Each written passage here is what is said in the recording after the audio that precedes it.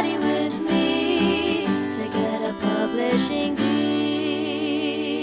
Hello, it's Erica Jean and welcome back to another episode of Get Ready With Me to Get a Publishing Deal.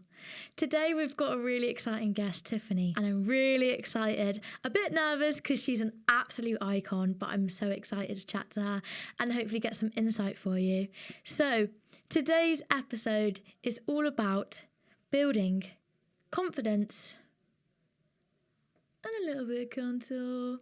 So we'll be shaping up our knowledge on the music industry and getting to know the tips, the tricks, and the difference between sync, publishing, and what is a music supervisor. La la la la la la la la la la. Today we're joined by the marvellous Tiffany Anders. Hello, welcome. Hello, thank you for having me. No worries, thank you for coming on and chatting. So, you're a music supervisor, and for anyone that's watching that might not know what that is, would you like to explain your job? Yes, so I work in film and TV and sometimes advertising, and I help the showrunners, which are people that oversee the shows or create the shows, and the filmmakers. I kind of help them figure out their artistic vision with the music, and then help the producers with licensing the music and keeping things in budget. So it's a two-pronged sort of job. And what do you actually prefer? Because I feel like for a lot of people it's probably creativity, right? I do love being creative. I am also kind of a type A personality that also doesn't mind an Excel sheet. And you have to have that as a music supervisor. I mean, I don't know anybody whose budget is endless. Even Martin Scorsese and people like this who like to put in big music, you're still working with a budget. What roughly is the split between different parts? Like, what would you budget the most for, and what's the least part of the budget when you're looking at it?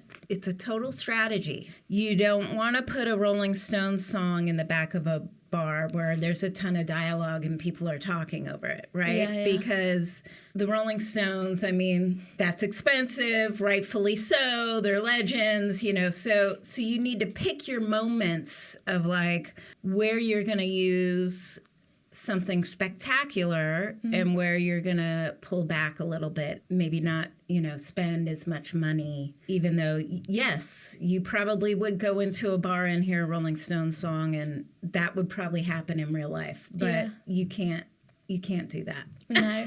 If you're going to use the Rolling Stones budget, it needs to be something fab. Yeah, you need it to be a great use of the song. You know what I love about films as well is when they have the actual artist come out and do a little cameo. Oh, I love those. Too. They happen so much in like rom-coms and that kind of film. Yeah. But that is the Rolling Stones budget. It's like that's the Rolling Stones budget. Yeah, a little house party and suddenly the Rolling Stones are there. Yeah, they just show up. Yeah. And when you're choosing songs, how do you go about it? It's different from project to project. So if you're working on an ad, a lot of the times they'll give you like a brief of like, I'll give you an example. So I worked on a NFL halftime Super Bowl ad, and they came to me and they said, we want you to pitch 25 songs. We want it to be the tempo of Ace of Spades by Motorhead. And we want it to be classic rock, but we want it to be female. Really, actually, still in this day and age, really, really difficult to find female rock, which is ridiculous, So for that, it was fun for me, even though it was extremely difficult to come up with 25 songs, which is a shame. So that's one example where it's just like, we're giving you the brief and here you go. Go wild. And there was no budget restraints for that. It was purely creative. Those jobs are really fun. Yeah.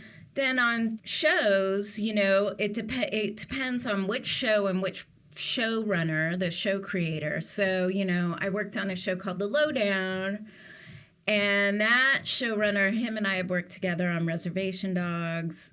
And he's got really strong ideas about what he wants. He kind of gives me the vibe. we start making playlists. He has his playlist. And basically, I'm there to suggest things if things don't work out. Again, you could be Martin Scorsese and somebody just might say, do not use my song. Or they might say, I want $300,000 for this, song, and you have to replace it. So there was stuff on the lowdown where we couldn't find the rights holders just not getting back to us. Just stuff like that happens constantly. So you're constantly having to put out these fires. So you've got to kind of be on your toes with like ideas of music. And then on another show, that I'm on right now, there was a scripted song that has meaning in one episode that's supposed to be this recurring thing. And it was scripted as a 90s song. And I said, you know what? I don't think this is going to work if we're just specifying the 90s. Let's open this up a little bit. So the showrunner on that, she was open to that. And so I found a song for that scene, and now it's running throughout the whole series. I helped her pick that song before she even started shooting, and now it's become the whole thing for the series. So it's almost the song has then inspired the whole theme, and the meaning of the song means so much more. Exactly. Because, music is so powerful. I think luckily now the studios that are making these things are starting to realize just how powerful it is to their projects. So filmmakers and showrunners and stuff have always known that music is important, but I think it's always been the thing that everybody thinks they can save money on and not have to pay for. But I think that's changing now, thank God. Yeah. It's so important to pay the musicians, because I think without the music, it doesn't exist. It's the same with festivals as well. It's like, it's called a music festival. Yeah. So why do the musicians feel like they get paid last?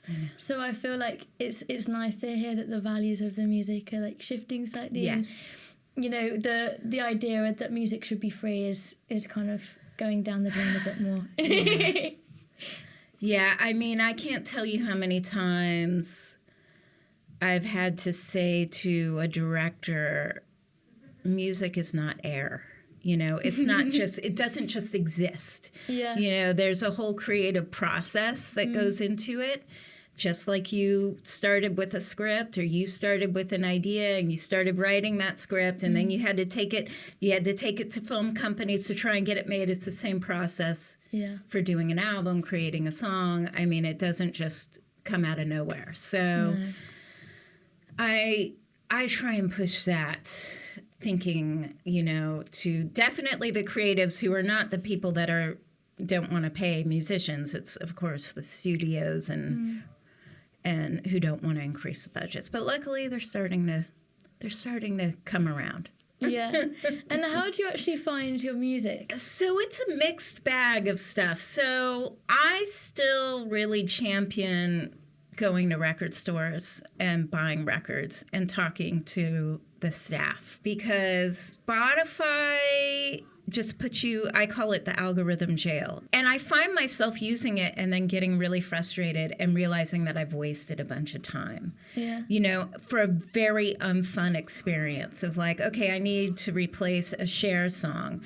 What you might also like, so I go through that whole thing, and then I'm like, no, this isn't what I'm looking for at all. And why did I, it's so much better to go and talk to a real human who can go and walk you to a section of a bin, and you can actually look at stuff and hear stuff and have a conversation about artists than this stupid box that you're put in an algorithm. It's just ridiculous, scrolling through. Yeah. And it's maddening, and it's not fun, and so I don't like that. I fall victim to it when I need something, but I prefer not to do that. And then I also use this app called Radio. That's a different kind of thing where music fans share music on this app. It has a map, and you can hit a location on the map, and then below it, it has decades. So you can go like Africa, 1960s, and then it'll start playing you everything, and people who are music fans have put it up there. For the most part, it's incredible music that you've never heard before. So and then, you know, reaching out to record labels and record publishers and going, hey, you know, what do you have anything? I'm looking to replace this, or do you have anything new that sounds like this, that has these lyrics, you know? So that's I do that too. A lot of people as upcoming artists find it's like kind of throwing rocks at brick walls. Yeah. So it's nice to hear that record stores, for one, support upcoming artists. Yeah. And then also this amazing new app. You can probably also upload your own music on that. Yeah.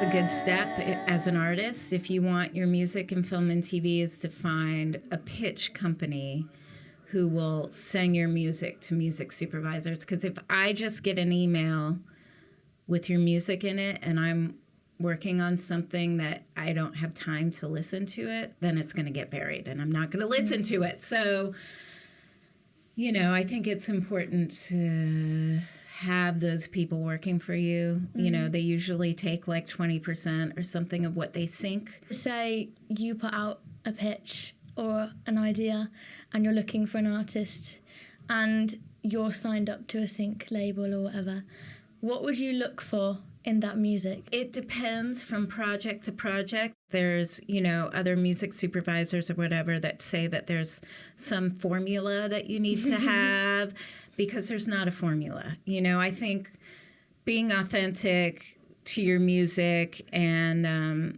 you know, having your own personal vision and voice is, you know, it depends on the project. My only thing that I would say is just make sure you have instrumental versions of your tracks, because that's often needed. And, you know, don't feel like you need to like write a sync ready song, because that doesn't exist. And also, like you said, with the song that became something more after you use it, it's like sometimes I think the storyline speaks more than the production or the lyrics or the artistry or whatever, how many followers you have. It doesn't matter when the song speaks so strongly. Yes, to the story. Exactly. Exactly, and that's exactly what this song did. So it's total chance, but if you're paying attention to your craft and writing good stuff, I think that's key. Yeah.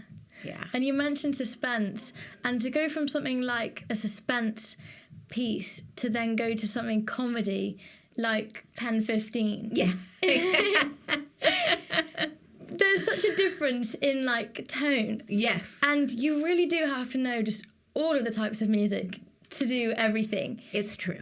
There's forever new stuff and forever things to uncover. And, you know, I worked at record stores from the time I was 16 up until I was like 30. So, you know, I think that gave me a lot of experience and knowledge because you're basically like a librarian of music when you work at record stores. Yeah, and I guess even when you're looking at records as well, you're seeing the label, you're seeing the artist, you're seeing what album it's from. So that's probably also really helps you in terms of like cataloguing in your brain of, oh, I know that label works with this person and that artist is signed to there. Yeah. Because I find that with having something physical, you actually notice the details, whereas when you're looking at streaming or just scrolling wherever you're going, you only focus on that one song or that one artist and not the background behind it. Exactly. Yep. It's nice to feel something in your hands. It really is. It really is. Yeah, definitely. One thing I wanted to talk about is your iconic mum. Oh, yes. Yes. And so growing up with such an amazing mum like Alison Anders, do you find that growing up with such a almost role model in the film industry, has that helped shape you as a person and what you wanted to do? Absolutely, 100%. Yeah, I mean, she's had an interesting life and an interesting career because, you know, she had me really young, and actually my father is from England, from London, so she lived in Islington working at a pub there that was like a punk rock pub. Yeah, the Hope and Anchor. Yes. I love that pub. It's so good. Yeah. So she worked there, and came back to LA pregnant with me, and then, you know, started going to school for filmmaking when I was a kid. So she didn't make Gas Food Lodging until I was 16. But so I was kind of on the whole journey. But I literally was kind of like growing up with her. She constantly was running into problems with music for her movies. So I started to know that this was a job early on. I wasn't interested in the job until I got older, until I was like, maybe I'm interested in that job. You know, she had worked with great music supervisors, Karen Rackman, who did Pulp Fiction and Reality Bites. She did all these great films, and she was like the biggest music supervisor of the 90s. And I really liked Karen a lot. She's a really funny lady, and she was a single mom like my mom. And I remember they did for Grace of My Heart, one of my mom's films that's very music heavy. Yeah. They, you know, Karen had just had a baby, and she brought the baby into this meeting, and she goes, Tiffany should come too. And it was a meeting with Brian Wilson from the Beach Boys. And I just really I was such a fan that I was like, I want to meet him. And she's like, come to the meeting, you know. So they weren't, her and my mom were like hippie ladies that were like doing this job. And at that point I was like, okay, Karen is really cool. And I really like her job. I like her. And now I think I'm interested in this job because she's having meetings with Brian Wilson with her newborn baby. Yeah. And that seems really cool. It's great to have like such a inspirational role model as well. Yeah. Especially from a powerful woman. I think it's so nice. And having two of them. Yes. And then you're like, this is who I want to be. Yes. And maybe it wasn't the actual career that you saw, but actually them as a person as well. And being it's very true. You know? Yeah. I mean, I think I had a lot of strong women around me, and yeah, I mean, I think I take it for granted. I think sometimes I don't realize that it's given me this strength, you know, to do what I do now. And I love my job, so. Yeah. I think it's great, and everyone comes from such a different background, but how you find the kind of struggles and how you go through it makes you who you are, and it makes you stronger. Yeah. And I think having that resilience and then going into such a high stressful job is just like hand in hand, really, isn't it? Yes. It's fine. I can get you a song by tomorrow. No problem. I know. It's such a stressful job.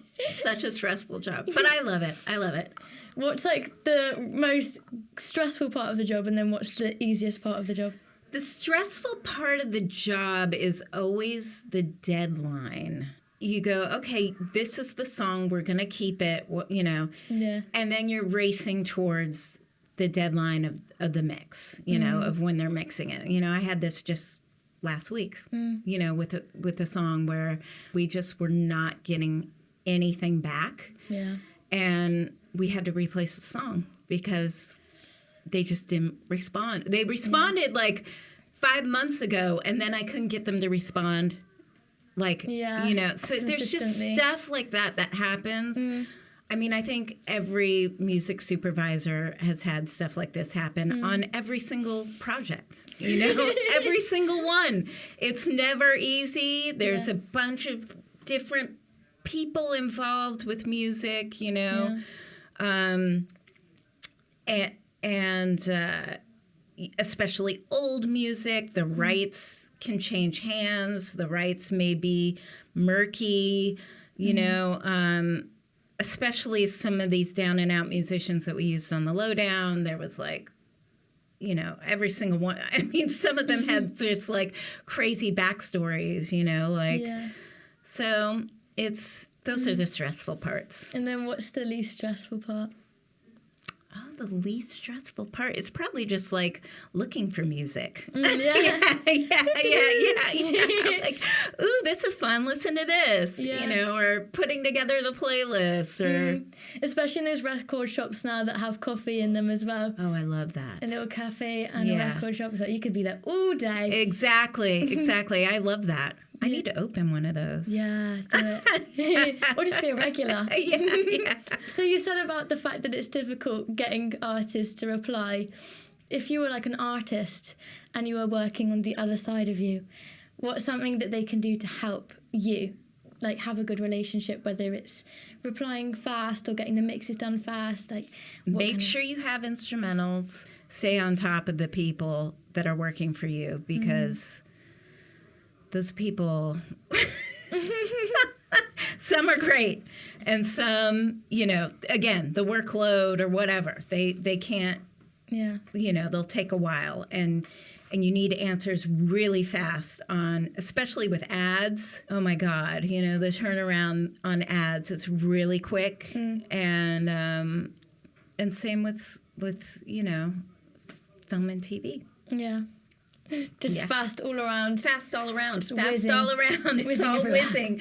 Ads more so than film and TV. But I had an ad that I couldn't get a response from the artist, and we had to move on. So So it is really important to reply. it's super important. Yeah. La la la la la la la la la la la. I think the best way to pitch your music to a music supervisor is investigate what they've worked on and investigate about them and see if your music makes sense.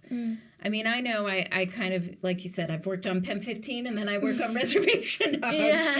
But for the most part, my stuff is like indie, and, I don't do things that are like Emily in Paris. I don't work on things that are super pop. Yeah. So if you're like a super pop artist, you might be at the bottom of the barrel for me. If you're a country musician or an indie rock musician or a punk musician, and that might be more what I'm working on, So I think it's, just being very cautious about what you're pitching to who you're pitching it to. Yeah.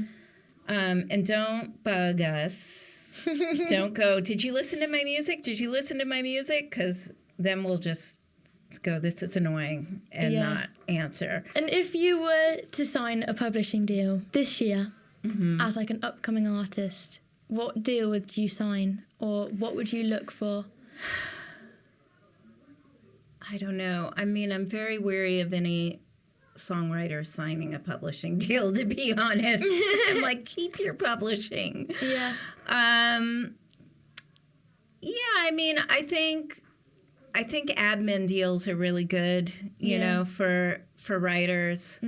I'd encourage that. I know it's hard because we all like that chunk of change, but But it has to get paid back as well. exactly. So it's not really yours. Exactly. I mean, I'd say hold on to your publishing. Yeah. And find a good pitch company to pitch your music and take the 20% or whatever they're going to do out of your sync. It makes them work harder. And, I mean, if you can avoid selling publishing, I think it's wise to not do it and just have somebody admin your songs. Because music gets lost. Right now, in this day and age, banks are coming in and owning publishing companies. So, and the catalog, it's just becoming conglomerates, where things get lost and bought and sold. And, that's what's happening right now. And I just think you don't want your music to get lost, you know? And there were a lot of artists on the lowdown that we used that were obscure artists from the 60s and 70s. And that was one of the challenges, was that their music got lost, It's like, how many times was this publishing sold because he signed a publishing deal with Warner Chappell. Then that got sold. Then this got sold, and then it's just passing hands. Yeah. And then what happens to your music? It's just, it's icky. It's not good. I just think there's no reason nowadays to do it. That's like a very old school style of doing things. And, if you can avoid it, don't do it. Yeah, so you think sync deals are the way up? Yes. Yeah. Do you have any like sync companies that you would go for as an upcoming artist, or kind of like ones that you would go to get music? Yeah, I mean, a lot of them are American based, but I like this company called Terror Bird a lot. They have a ton of indie artists that they pitch. There's another one called Greater Goods, based out of LA. They're great. They have great artists that I go to a lot, and it's just easier dealing with these companies for me, to go to one of these companies and go, what do you have that I can get for 10 grand that sounds like this? And they're just more helpful. It's not, it's not these big major label companies that just, they don't care, So there's more care in the smaller companies. And I prefer working with them than having to go and license something from a big, not saying I don't have my friends at the big labels too. It's just, it's different. It's a different vibe, and they have more catalog and there's less attention to detail because it's so massive. Yeah. It's like going into your little corner store and you know where everything is, and there's like a few things of each thing, so you know, okay, I'm just going to get this item. Whereas going into a supermarket, you've got too much choice, you're overwhelmed, and you get what you want eventually, but you've got to kind of go through all the different aisles and find it. Yeah, it's too much for the people who work there, then...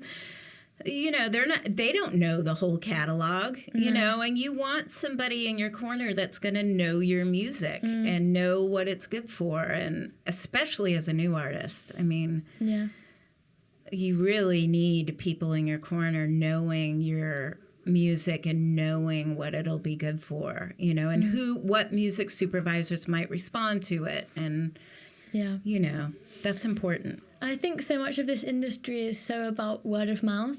And I think the smaller team you have, the better it works out, because everyone knows each other and you communicate and you work together, and they know your catalogue inside out. They know you as a person. They know what you want. They can, create a dream board for you, whatever they want to do. Yeah.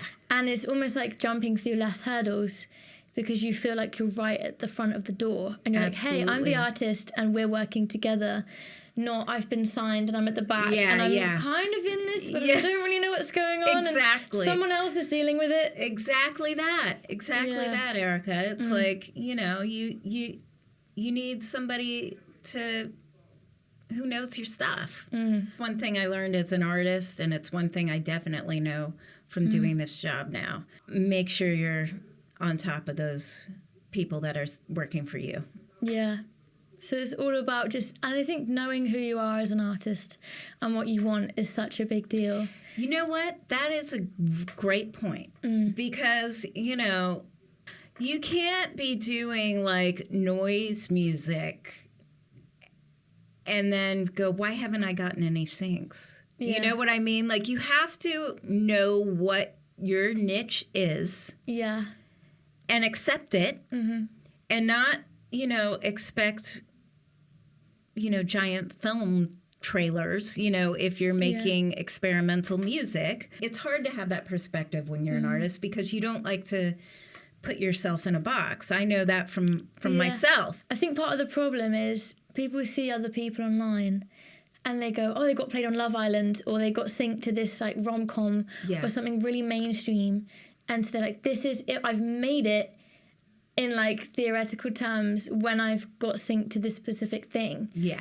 That only happens, and like Radio 1 plays and things like this is very like linear. Yeah.